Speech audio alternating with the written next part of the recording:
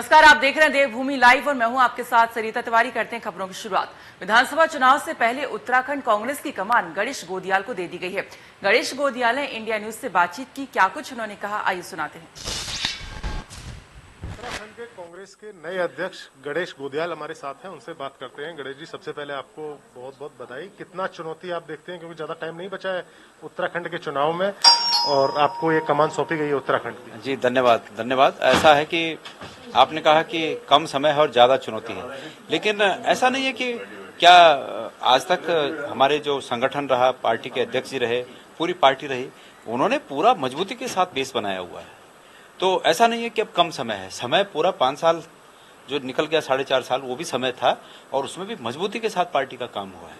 तो ये बात नहीं है कि कोई मैं 5 महीने पहले आकर कुछ मुझे और ज्यादा नया काम करना है। निश्चित रूप में मुझे और मेहनत के साथ काम करना है, ये बात सत्य है और मैं इसको स्वीकार करता हूं कि मुझे मेहनत के साथ काम करना है, लेकिन एक बने बनाए प्लेटफॉर्म पे, एक मजबूत प्लेटफॉर्म पे मैं पार्टी को आगे ले जा सकूंगा, मेरा ऐसा विश्वास है। बीजेपी ने मुख्यमंत्री बदल दिए, 2 बार मुख्यमंत्री बदले और अब पुष्कर धामी सीएम है, यानी उन्हीं के चेहरे के साथ बीजेपी चुनाव में जा रही है।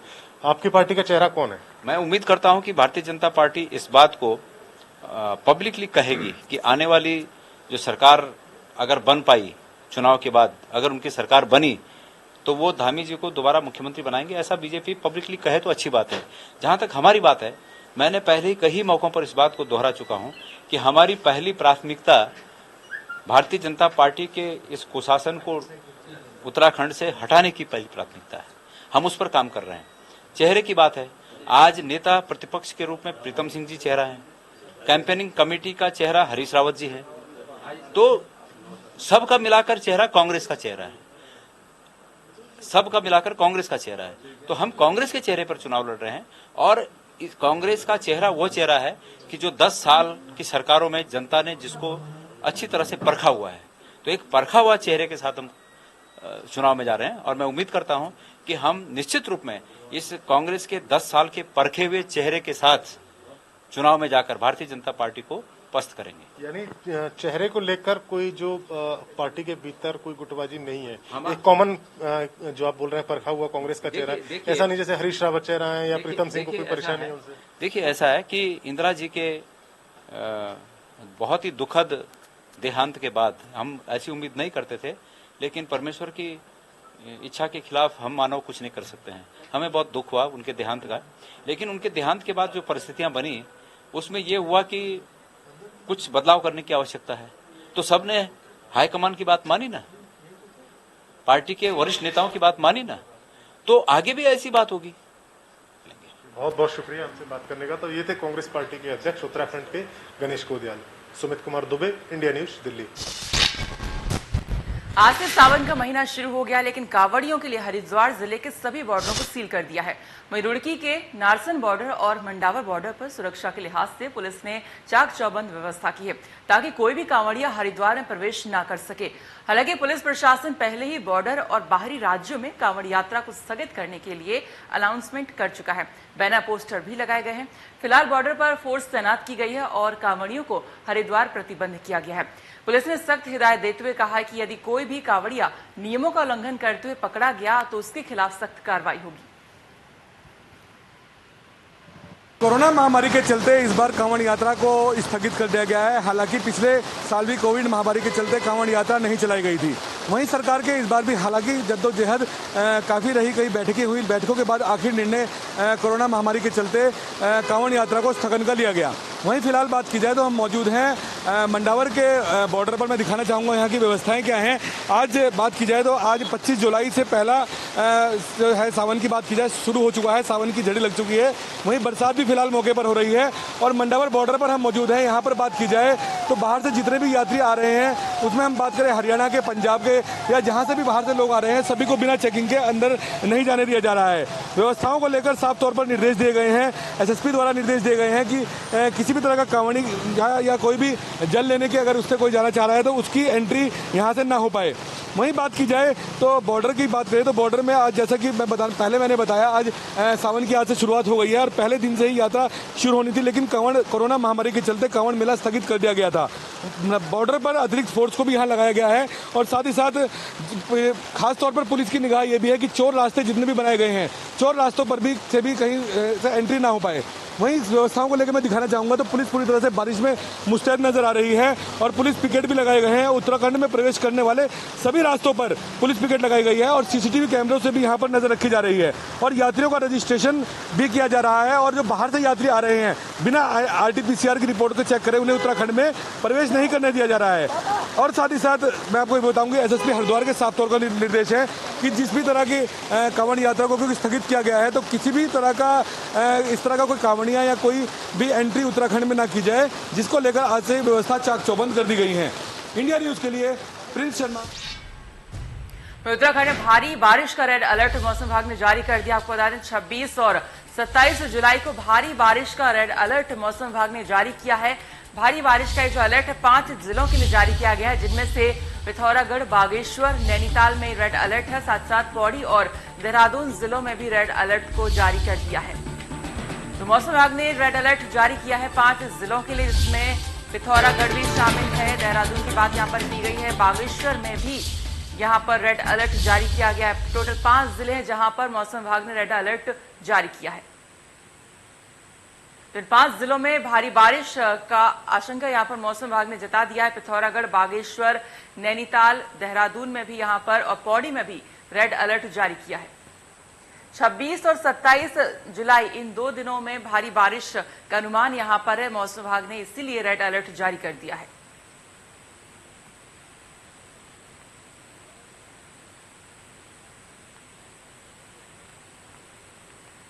तो एक तरफ कोरोना महामारी है, दूसरी तरफ कांवड़िया भी, ऐसे में लगातार उत्तराखंड की तरफ जो यात्री हैं वो यहां पर जाते हैं और साथ ही साथ ऐसे में मौसम एक तरफ मानसून, लोगों की खुशी, चेहरे पर खुशी आती, लेकिन कहीं ना कहीं ये एक परेशानी का सबब भी यहाँ पर बनता जा रहा है, क्योंकि काफी ज्यादा बारिश यहाँ पर हो रही है। काफी कोई भी हादसा यहाँ पर हो सकता है, क्योंकि जिस तरह का उत्तराखंड का क्षेत्र है, ऐसे में पहाड़ खिसकने दरकने का यहाँ पे कहीं ना कहीं एक डर बना रहता है।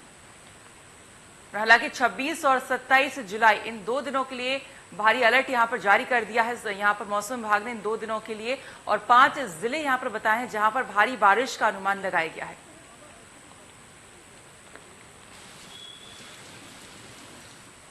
पिथौरागढ़ में भी भारी बारिश 26 और 27 जुलाई को हो सकती है। मैदानी इलाकों की बात करें तो देहरादून में भी भारी बारिश की संभावना बनी रहेगी। बागेश्वर और नैनीताल और पौड़ी में भी रेड अलर्ट जारी है, वहां पर भी भारी बारिश का अनुमान है।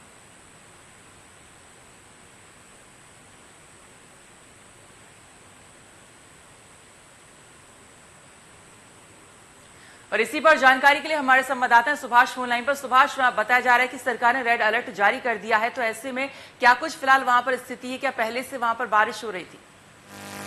बिल्कुल, कल देर शाम से ही प्रदेश भर के कई क्षेत्रों में बरसात हो रही है। खासतौर पर राजधानी देहरादून में भी कल देर शाम से बरसात रुक रुक कर लगातार जारी। तो कहा जा सकता है कि मौसम विभाग का जो पूर्ण अनुमान था कि प्रदेश भर में जो बरसात होगी वो लगातार जारी रहेगी और इसके साथ ही जो अलर्ट है वो भी मौसम विभाग द्वारा जारी कर दिया गया। जिसके बाद जो आपदा विभाग की टीमें हैं उन्हें भी अलर्ट मोड पर रहने के लिए कहा गया था। साथ ही सभी जिलाधिकारियों को अलर्ट मोड पर रहने के लिए कहा गया था। साथ ही SDRF की टीम भी अलर्ट मोड पर। कुल मिला के कहा जा सकता है मौसम विभाग की इस भविष्यवाणी के बाद लगातार तमाम जो आला अधिकारी हैं, जो तमाम रेस्क्यू टीमें हैं, सभी को अलर्ट पर रखा गया। साथ ही लोगों से भी अपील की है कि बेवजह घरों से बाहर ना निकलें और जो लोग पहाड़ी क्षेत्रों में जाते हैं उनसे भी कहा है कि वो कोई अति आवश्यकता हो तभी घर से बाहर निकले, अन्यथा घरों में ही रहे। कुल मिला के कहा जा सकता है कि मैदानी क्षेत्रों में, चाहे ऋषिकेश की बात कर ली जाए, हरिद्वार की बात कर ली जाए, तो इन क्षेत्रों में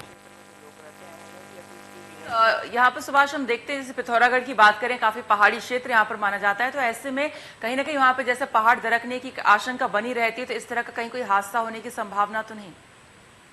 बिल्कुल, क्योंकि बरसात होती है तो उसके बाद भूस्खलन जैसी स्थिति तमाम उन पहाड़ी क्षेत्रों में लगातार बनी रहती है। चाहे पिथौरागढ़ की बात कर ली जाए, उत्तरकाशी की बात कर ली जाए, चमोली की बात कर ली जाए, बागेश्वर की बात कर लीजिए, ये वो मुख्य पर्वतीय क्षेत्र है, जहाँ लगातार बरसात आने के साथ ही भूस्खलन जैसी स्थितियां बनती हैं और साथ ही जो सड़क है वो भी अवरुद्ध होती है। लेकिन इसको लेकर जरूर प्रशासन को और एसडीआरएफ को अलर्ट मोड पे रखा गया है। साथ ही जो आपदा विभाग की टीम है वो लगातार मॉनिटरिंग कर रही है। साथ ही उनको दिशा निर्देश दिए हैं कि अगर ऐसी स्थिति में कोई भी जरूरत पड़ती है तो जो टीमें हैं वो पूरी तरीके से तैयार नजर आए। जी बिल्कुल। और यहाँ पर जो उत्तराखंड है कहीं ना कहीं एक पर्यटन स्थल होता है, लोग घूमने भी आते हैं, तो पर्यटक तमाम वहां पर क्या इस वक्त भी पहुंच रहे हैं? हालांकि रेड अलर्ट भी जारी कर दिया है, तो अभी फिलहाल पर्यटकों की नजर से देखें तो वहां पे क्या कुछ स्थिति है?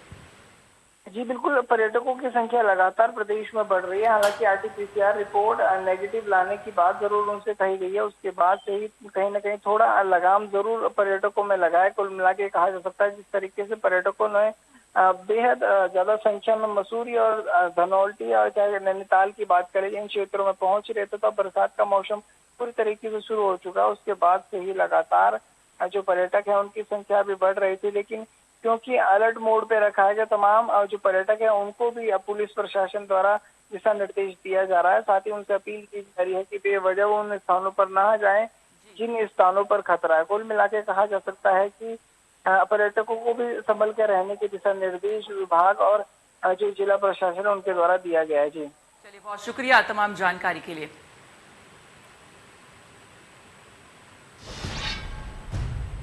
वहीं पौड़ी में मंत्री सतपाल महाराज ने चौबट्टा खाल में करोड़ों रुपए की योजना का लोकार्पण किया। सतपाल महाराज ने कहा कि लोकार्पण विभाग और पीजीएसवाई योजना के तहत जितने भी लोगों के मुआवजे लंबित हैं उन सभी को शीघ्र ही भुगतान किया जाएगा। सतपाल महाराज ने अपने विधानसभा क्षेत्र चौबट्टा खाल में 9,27,000 की लागत से सुकई के तहत पाइपलाइन के विस्तारीकरण की योजना का शिलान्यास किया।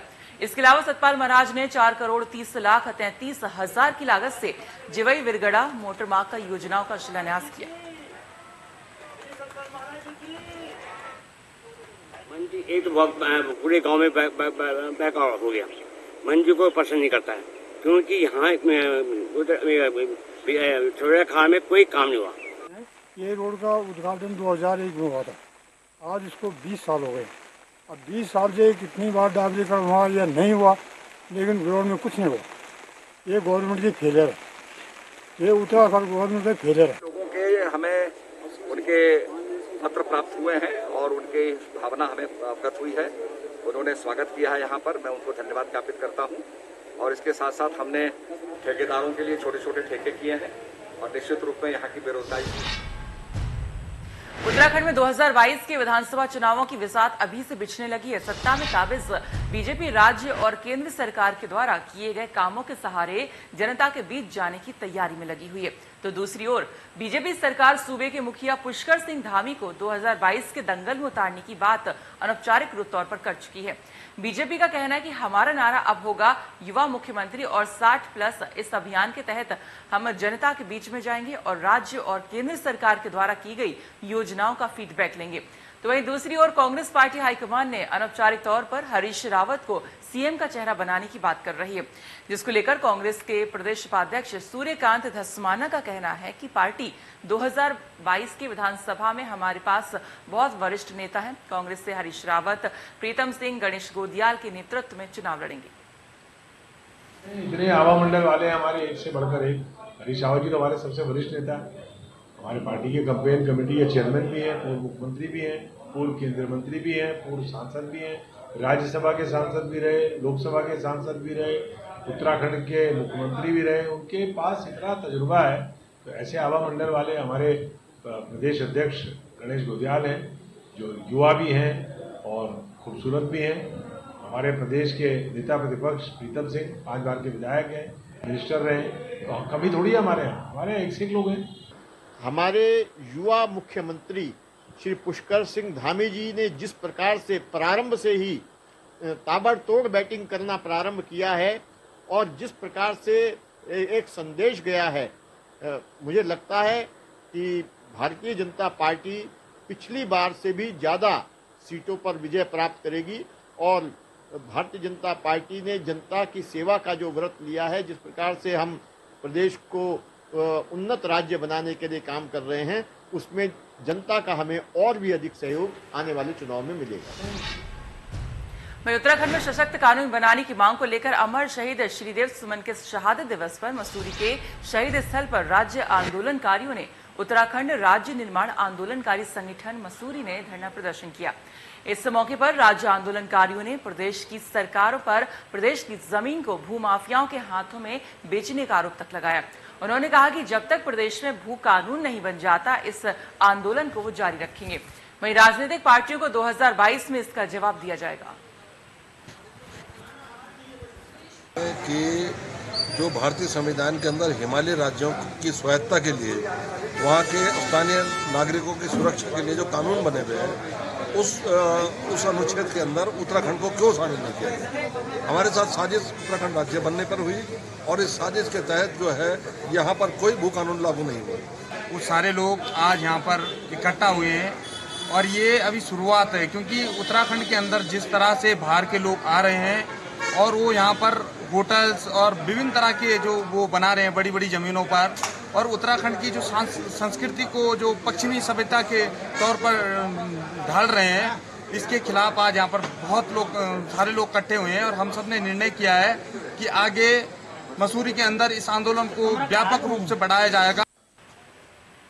तो राज्य आंदोलनकारी लगातार यहाँ पर धरना दे रहे हैं। भू कानून की मांग इनकी है, कई समय से ये कर रहे हैं। जिस तरह से भूमाफिया लगातार भूमि पर कब्जा करते हैं, उसके बाद कहीं ना कहीं भू कानून की मांग लगातार इस राज्य में उठती आ रही है। 2022 में आंदोलनकारी कह रहे हैं कि जवाब दिया जाएगा, यानी कि सीधी तरह से कह सकते हैं कि चेतावनी कि अगर भू कानून नहीं लाया गया तो ये सरकार को वोट नहीं देंगे।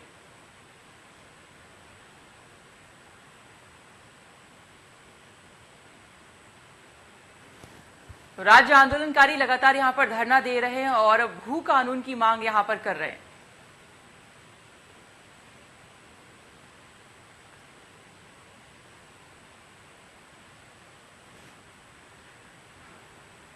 साथ ही इन आंदोलनकारियों का यह भी कहना है कि अगर भू कानून की मांग को नहीं माना गया तो उनका ये जो आंदोलन है वो जारी रहेगा, इसे खत्म वो नहीं करने वाले हैं। और साथ ही साथ 2022 में भी सबक सिखाने की बात कही। और इसी पर जानकारी के लिए हमारे संवाददाता हैं सुनील सोनकर फोन लाइन पर। सुनील, आंदोलनकारियों का क्या कुछ फिलहाल कहना है? जी देखिए, जिस तरीके से यहाँ पर आंदोलनकारी लगातार अब आंदोलन कर रहे हैं, खासकर भू कानून लाने के लिए, उसको लेकर यहाँ पर आंदोलनकारियों ने कहा कि उत्तराखंड का निर्माण यहाँ पर उत्तराखंड के जंगल जमीन के लिए किया गया था, परंतु पिछले 20 सालों में उत्तराखंड की जमीनों को बेचने का काम सरकारों ने किया है, चाहे वो कांग्रेस की रही हो चाहे वो बीजेपी की रही हो। ऐसे में अब आंदोलनकारी ये रणनीति बना रहे हैं कि आगामी 2022 में अगर उससे पहले उत्तराखंड में भू कानून नहीं आ जाता तो उसको लेकर फिर 2022 में भारतीय जनता पार्टी को यहाँ पर सबक सिखाया जाएगा। और ऐसे में ज्ञापन यहाँ पर मुख्यमंत्री पुष्कर सिंह धामी को भी भेजा गया है कि भू कानून को जल्द यहाँ पर लागू किया जाए और जब भी भू कानून अध्यादेश यहाँ पर लाया जाए उससे पहले आंदोलनकारियों की राय भी ली जाए। उन्होंने कहा कि यहाँ पर जो लोग हैं, जो स्थानीय लोग हैं, वो काफी परेशान है। जंगल जमीन की लड़ाई वो लड़ तो रहे हैं, परंतु उनके लिए अब जमीन ही नहीं बची है। ऐसे में भू कानून लाना बहुत ही जरूरी है। जी बिल्कुल। और जैसा आपने कहा कि पुष्कर सिंह धामी से भी इन्होंने जैसे बातचीत की है कि इसको मांग कर रहे हैं जिस तरह से, तो क्या लगता है कि इस बार जो धामी नवनियुक्त सीएम है कि उनकी तरफ से एक सकारात्मक खबर इन आंदोलनकारियों को मिल सकती है? देखिए, अगर बात करी जाए पुष्कर सिंह धामी, तो जिस तरीके से युवा मुख्यमंत्री हैं तो उनसे लोगों की अपेक्षाएं बहुत ज्यादा हैं। ऐसे में एकाएक भू कानून की मांग चारों तरफ से उठने लगी है और उनका ये कहना है कि जिस तरीके से हिमालय राज्यों में इस भू कानून को लागू किया गया, ऐसे में उत्तराखंड में भी लागू किया जाना चाहिए। और क्योंकि उत्तराखंड से लगातार पलायन जारी है, बेरोजगारी का आलम यहाँ पर बहुत ज्यादा है और ऐसे में जब यहाँ के लोगों को जमीन उपलब्ध होगी और बाहर के लोग आकर यहाँ पर नहीं बसेंगे तो उससे यहाँ के लोगों को फायदा मिलेगा। बाहर के लोग आ रहे हैं और यहाँ के लोगों का शोषण कर रहे हैं, ऐसे में ये चीजें बर्दाश्त नहीं की जाएगी। उन्होंने कहा कि लगातार सरकार से मांग की जा रही है और आंदोलनकारी ने अहम भूमिका निभाई है उत्तराखंड बनाने को लेकर। और उत्तराखंड को इसलिए बनाया गया था कि यही की जंगल जमीन की बात हो सके, यही के लोगों को इसका फायदा हो सके, अन्यथा इसका कोई फायदा होने वाला नहीं है। जी खैर सुनील, बहुत बहुत शुक्रिया पूरी जानकारी के लिए। और फिलहाल इसी के साथ देवभूमि लाइव में इतना ही, लेकिन बाकी खबरों के लिए आप देखते रहिए इंडिया न्यूज। नमस्कार।